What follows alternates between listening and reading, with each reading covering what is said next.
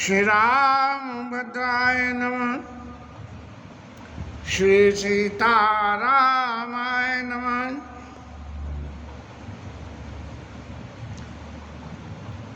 भुजंडी महाराज गरुड़ जी को समझा रहे हैं कि कलयुग में मेरा जन्म हुआ और शूद्र तन मिला, सेवा करने वाला तन, जिस तन का परम धर्म सेवा करना है।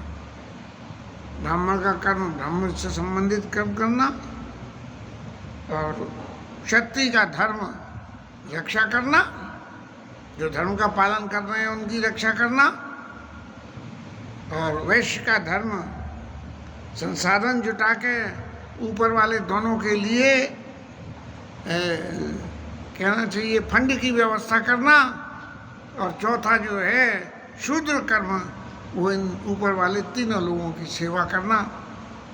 ऐसे विभाजन के साथ में महाराज भुजंडी कह रहे हैं कि मेरे को शूद्र का शरीर मिला, शूद्र योनि में शरीर मिला, और महादेव जी की मैं सेवा करता। कलिकाल का समय था, अत्यंत विपरीत, सब चीज़ विपरीत होती हैं। कलयुग के धर्म का बहुत लंबा चौड़ा विवरण है, जो है कलयुग में क्या होता है क्या नहीं होता है, इस बात का बहुत लंबा चौड़ा विवरण लोगों ने भुजंडी महाराज ने गरुड़ जी के सामने रखा। अब इन सब बातों में जो आज प्रत्यक्ष हमारे सामने है, जो गोस्वामी जी ने पोथी में लिखा, मानस में लिखा, वो सब हमारे सामने, और ये सब चीज़ें जो उन्होंने लिखा है उससे मेल खा रही हैं। लेकिन जो एक सबसे बड़ी बात है जो वहाँ से मेल नहीं खा रही है, वो एक बात है कि कलयुग के अवगुण तो सब उपस्थित हैं, लेकिन कलयुग के गुण जो है वो प्रत्यक्ष रूप से दर्शन नहीं होते हैं। भुजंडी महाराज कह रहे हैं कलियुग सम जुग आन नहीं, और जो नर कर विश्वास गाय राम गुण गण विमला, भव तर भी नहीं प्रयास। अवगुण तो बहुत हैं लेकिन गुण भी है कलयुग में। कलयुग केवल हरि गुण गा, और गावत नर पावई भव था। एक बात तो ये, और दूसरा राम जी के गाय राम गुण गण विमल भवतर विनय प्रयास, दूसरा जे, और तीसरा येन केन विधि दीने दान करई कल्याण। ऐसी बात भुजंडी महाराज ने गरुड़ जी को समझाई, और इन बातों के समझाने से आगे चलते हुए भुजंडी महाराज कह रहे हैं कि कलयुग में एक सबसे बड़ी बात हो रही। बात क्या है? पुराने समय में तो धर्म की जो व्याख्या कर दी, उस धर्म की व्याख्या को सब लोग एडॉप्ट कर लेते थे कि भाई शास्त्र में ये कहा गया है, इसको मानना है, ऐसे ही करना है। लेकिन कलयुग में क्या हुआ कि नित्य जो धर्म होई सबके हृदय राम माया के प्रिय। कलयुग में माया का प्रभाव बहुत जबरदस्त है, और माया के प्रभाव ने सारे जीवों को अपने वश में कर रखा है। तो माया के प्रभाव से नए नए धर्म पैदा हो जाते हैं। अभी जो हाथरस कांड हुआ है, वो भगवान जाने कौन से धर्म को मानने वाले महाराज हैं, क्या नाम है, भोले बाबा। अब कितने भोले हैं ये तो पता नहीं, लेकिन नित्य जो धर्म हो सब केरे हृदय राम माया के पेरे, और शुद्ध सत्व सुनता विज्ञाना, कृत प्रभाव प्रसन्न मन जाना। कृतयुग में जो है शुद्धता, सात्विकता, सत्यता और विज्ञान, ये चार बातों को विशेष ध्यान दिया गया। और सत्य थोड़ा हो जाए, और कछु रति कर्मा, सत्य तो थोड़ा हो जाए, और कर्म में थोड़ी रुचि पैदा हो जाए, ऐसा जो है नहीं, ये गलत कहे ऐसा, माने क्या कहते हैं, सतयुग में कुछ जो है कर्म के प्रति रति होना और जीवन में शुद्धता, सत्यता, समता और विज्ञान, ये 4 चीज़ें होना ऐसे सतयुग में।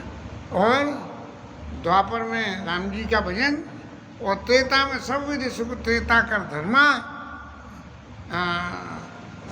त्रेता युग का जो सतयुग, द्वापर, त्रेता, वो सब तरह से जो है सुख प्रदय। कैसे है ये तो मेरे को नहीं मालूम, कुछ आज पहली दफ़े ये चौपाई ध्यान में आई है। प्रभु से प्रार्थना करेंगे कि वही सगुण सुख त्रेता कर धर्मा कैसे, कहाँ कोई संत व्याख्या कर रहे हो तो उनसे सुने। लेकिन बहुरज स्वल्प सत्य के तामस, और द्वापर धर्म हर्ष में मानस। द्वापर युग में तो लोगों के हृदय में वो सब लीला, कृष्ण लीला द्वापर में ही सबरी हुई है, तो वो जो है हृदय हर्ष में मानस, लोगों के हृदय में भय भी रहता है और हर्ष भी होता है। और बुद्ध जुग धर्म जाने मन माई, तजी अधर्म रति धर्म बनाई।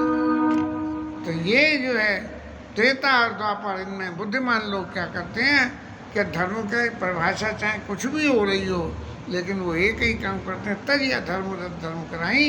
अधर्म को छोड़ के धर्म कराते हैं। अब कलयुग में क्या होता है कि काल कर्म नहीं व्यापी ताही, रघुपति चरण प्रीति अति जाय। ये चारों युगों में काल और कर्म, ये सारे इनके प्रभाव से सुख दुख, हर्ष, शोक, भय, ये सब चीज़ें चलती रहती हैं। और इन सब के चलने से क्या होता है कि लोगों के हृदय में सुख भी होता है और दुख भी होता है। लेकिन काल कर्म नहीं, काल कर्म नहीं व्यापयिताई, रघुपति चरना प्रीति अति जाई। रघुपति चरना प्रीति सकल विघ्न व्यापई नहीं ताई, रघुपति चरण प्रीति अति जाई। ये युगों के जो धर्म है, इन युगों के धर्म में जो विघ्न आती हैं धर्म के पालन करने में, वो यदि भगवान के चरणों में, राम जी के चरणों में यदि प्रीति है, तो ये ऐसी विघ्न किसी को व्याप्त नहीं होती हैं। मैं क्या कहूँ, ये जीवन में नित्य, हालांकि कहना जाए कि रामचंद्र जी के चरणों में कितनी प्रीति है, इसका पैमाना तो मेरे पास नहीं है, लेकिन भगवान का ये आसरा लेने से कुछ न कुछ तो सन्मति अंदर पैदा हुई है, ऐसा मुझे अनुभव होता है। क्यों कि जब हम कोई भी विपरीत कर्म करने जाएं किसी भी तरह का, तब हमारे चित्त में एक ही बात आती है कि भाई तुम नित्य राम कथा करते हो, लेकिन ये गलत काम करोगे तो ये बात खोटी हो जाएगी, इसलिए मत करो। चाहे भले ही राम जी के चरणों में प्रीति है या नहीं, तो कुछ गलत कामों से जीवन दूर रहता है। और हरि माया कत दोष गुना बिनु हरि भजन न जाय, भजिए राम तज काम सब असुविचार मन माय। ये भगवान की जो माया है, माया से पैदा होने वाले जो दुख हैं वो जाते नहीं हैं। हमें माया से पैदा होने वाले सुख का भी वो करते हैं तो दुख का भी करना पड़ता है। लेकिन यदि उनसे दुखों से निवृत्ति चाहिए तो हमें भजन करना, बिना हरि भजन न जाए। भगवान के भजन के बिना इन दुखों का निर्वाह नहीं होता है। ऐसा जो है भजी राम तेरी काम हो 10 विचार बनवाई, सभी कामनाओं का परित्याग करके, अपने जीवन में मद का परित्याग करके बोले क्या करते हो भाई? अरे महाराज 6 घंटे भजन करता हूँ। और फिर भजन करने वाले जो भजन का अभिमान है वो हमारे चित्त को सब तरह से बर्बाद कर देता है, सब करे हुए भजन का सत्यानाश कर देता है। कहते हैं भजन हमेशा छुपा के करना चाहिए। अब छुपा के क्या भजन करें? जिसके पास छुपाने के लायक भजन हो वो तो छुपावे, जिसके पास सिर्फ भजन का पाखंड हो तो हम जैसा व्यक्ति क्या भजन को छुपाएगा? ये सीधी बात है। इस तरह से अब भुषुंडी महाराज कह रहे हैं कि उस कलिकाल में मैं बहुत समय तक अयोध्या में बसा, शुद्ध तन था और अयोध्या का भगवान का वास था, लेकिन शंकर जी की सेवा करता था। और फिर मैं अयोध्या में बहुत समय तक बसा, फिर वहाँ पे अकाल दुकाल पड़ा, एक विपत्ति आई और तब मैं जो है अयोध्या को छोड़ के, क्योंकि शंकर जी का भगत था इसलिए उज्जैन जो महाकाल की नगरी है वहाँ मैं जो है उसमें चला गया। और बड़ा दीन मलिन और दुख से होके, माने शायद खाने पीने का भी अकाल हो गया और वो चले गए। तब वहाँ उज्जैन में जाने, जीवन में जब कभी भी विपत्ति आवे तो विदेश चला जाए, अपने जहाँ रह रहा है उस जगह को बदल ले तो विपत्ति टल जाती है। ऐसा बहुत केसों में देखा गया। और विपत्ति नहीं हो तो भी एक काम को एक तरह से करते करते दूसरी तरह से करने लगे तो भी जो है कुछ आमदनी बढ़े या कोई भी विपत्ति पैदा हो रही हो वो टल जाती है। तब मैं जाके जो है उज्जैन में बसा और वहाँ पे एक ब्राह्मण महाराज जो है शंकर जी के भगत थे, उनके चरणों में मेरी प्रीति हो गई और मैं उनके चरणों की सेवा करने लगा। क्यों कि उज्जैन में जाने से, महाकाल की नगरी में जाने से कुछ समय बाद मेरे को कोई धन की प्राप्ति हो गई। और उग्र बुद्धि और दम्भ विशाला तो था ही, में बुद्धि बड़ी उग्र थी और मेरे को बड़ा दम्भ था इस बात का कि ये मैं करता हूँ, ये मैं करता हूँ, ये मैं करता हूँ। तो इस तरह से उग्र बुद्धि और दम्भ विशाला ये मेरे अंदर था ही। अब मैं ऐसे ब्राह्मण परिवार बेचारे अत्यंत, जो ब्राह्मणों का स्वभाव होता है ऐसे सात्विक ब्राह्मण थे, मैं उनकी सेवा करूं और इस कपट के साथ में करूं कि इनकी सेवा करने से मुझे कोई धन की प्राप्ति हो जाए, कोई मेरी मनोकामना पूर्ण हो जाए, मैं चाहे जिससे लड़ मरूँ, चाहे जिससे जो कुछ करूँ। तब जो है उन्होंने, ब्राह्मण ने मेरी स्थिति देख के मुझे शंकर जी का एक मंत्र दिया, नमः शिवाय, ओम नमः शिवाय। जो मंत्र दिया और उस मंत्र का बोले जाप करो बेटा, इससे तुम्हारा कल्याण होगा। मंदिर में जाके और मैं बैठ जाऊं और वहाँ बैठ के शंकर जी के, गुरु जी के दिए हुए उस मंत्र का जाप करूं। लेकिन मेरे अंदर की प्रवृत्ति क्या थी? मंत्र जाप करने से चित्त में शुद्धता आनी चाहिए और शुद्धता ना आके मन में दुष्टता पैदा होने लगी। और क्या दुष्टता पैदा होने लगी कि मैं भजन कर रहा हूँ और दूसरा बोले वाह भाई वाह, मैं तो 6 घंटे करता हूँ, तुम 2 ही घंटे करते हो, तुम 6 घंटे भजन क्यों नहीं करते हो? इस तरह के दुनिया भर की बातें पैदा हुई, जिन बातों को यहाँ विवरण करने से कोई फायदा नहीं। गुरुजी जब मेरे इस आचरण को देखते थे तो उनके चित्त में बड़ी तकलीफ होती थी। और एक दिन उन्होंने मेरे को जो है बुला के बिठाया और गुरुजी ने समझाया कि देखो तुम भगवान शंकर जी का भजन करते हो और भजन करने के बाद ऐसी गलतियां करते हो, इसलिए इन गलतियों को न करा करो तो ये जो है उसमें तुम्हारा कल्याण होगा। गुरु नित मोहि प्रबोध, दुखित देखी आचरण मम, मोहि उपजहि अति क्रोध, और दम्भई नीति की भावई। गुरु जी रोज मेरे को करते, भाई ये गलत काम मत करो, देखो दम्भ मत करो, किसी का दमन मत करो, अपने आप को, अपनी इंद्रियों को वश में रखो और शंकर जी का ध्यान करो। बस अब एक बार गुरु जी को फिर चैन नहीं पड़ा, बोले कि तुम इतनी भगवान की, शंकर जी की भक्ति करते हो तो भगवान की भक्ति का फल क्या मिलता है ये तुम्हें मालूम है? तुम्हें इसमें से कुछ मिला है?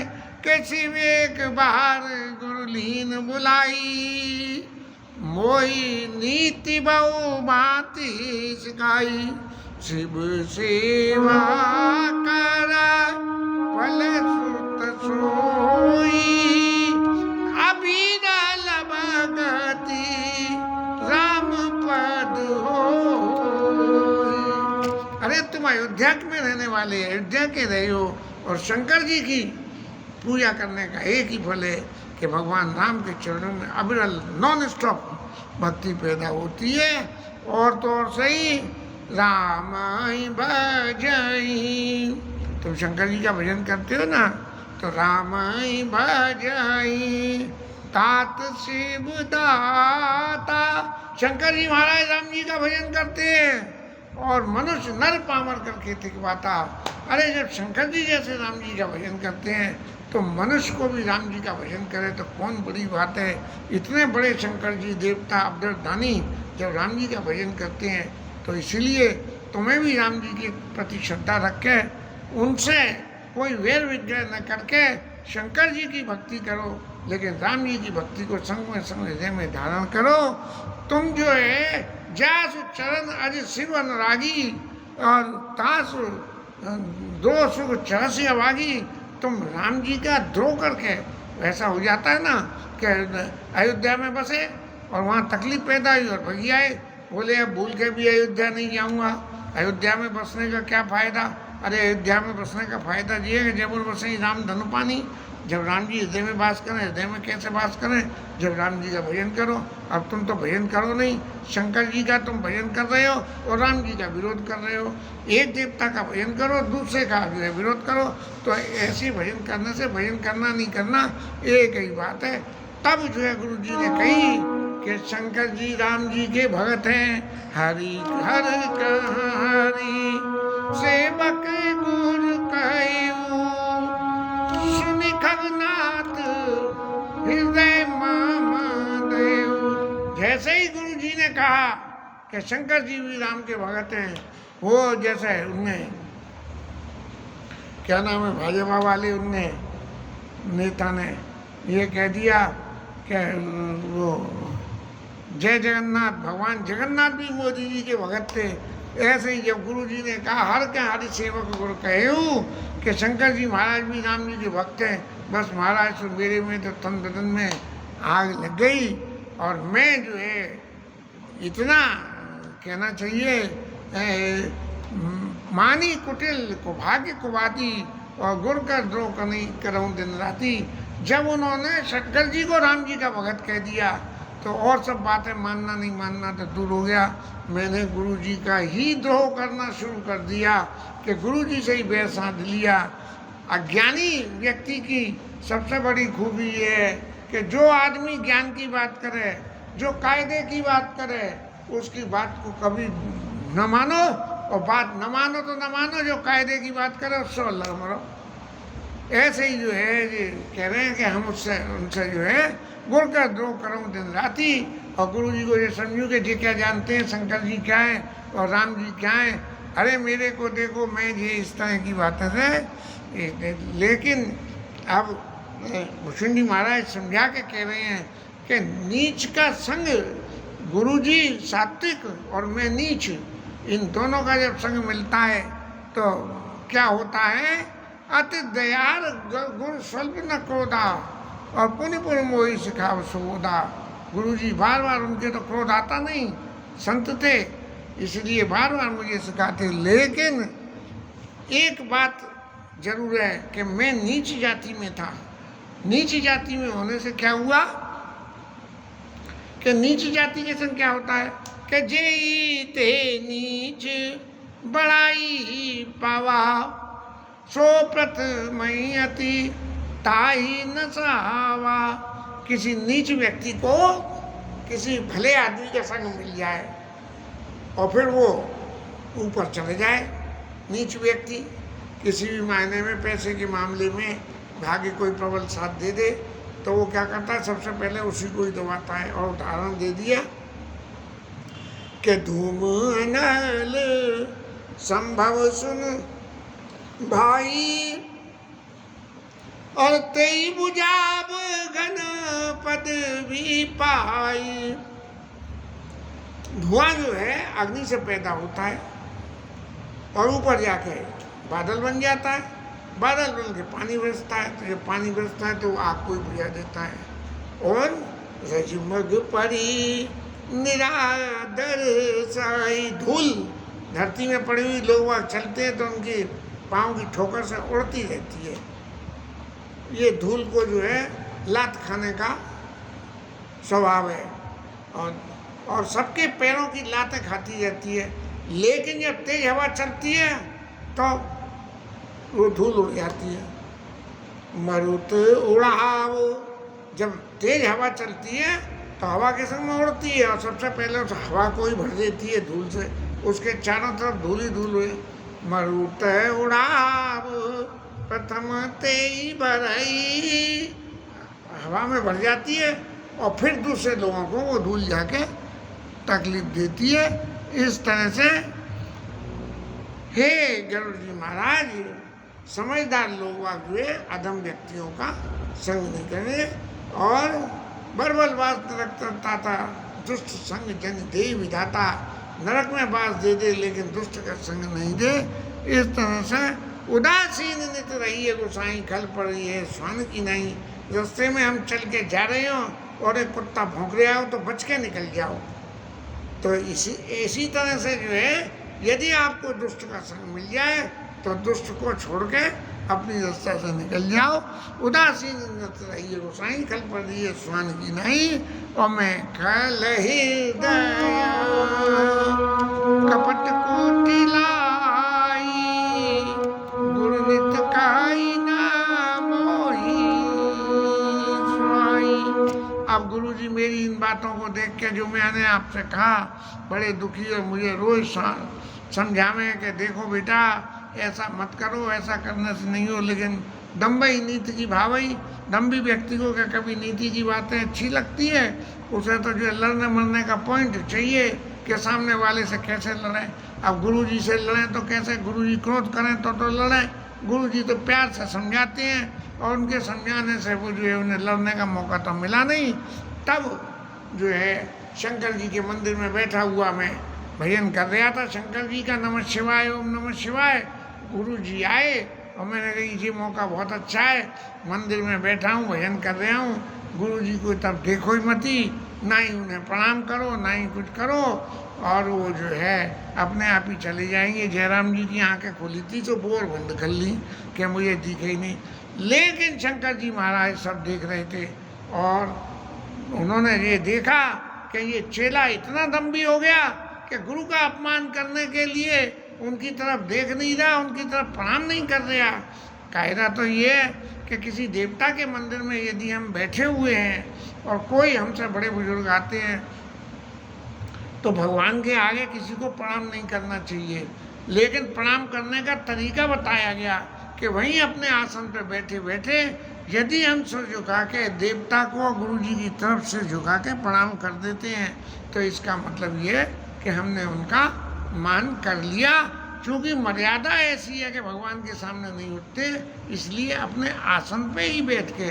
लेकिन भुजंडी महाराज ने ऐसा नहीं करा और ऐसा न करके गुरु जी को तो कोई फर्क नहीं, रोजो नेकी कर और कुएं में डाल वाली स्थिति कि भाई नीति की बातें सिखाओ, मान लेगा तो इसका कल्याण और न मान ले तो इसका कल्याण। बस ये जो अपमान की बात हुई शंकर जी महाराज को बर्दाश्त नहीं हुई और तुरंत मंदिर में एक आकाशवाणी हुई कि रे दुष्ट, तेरे चित्त में जरा भी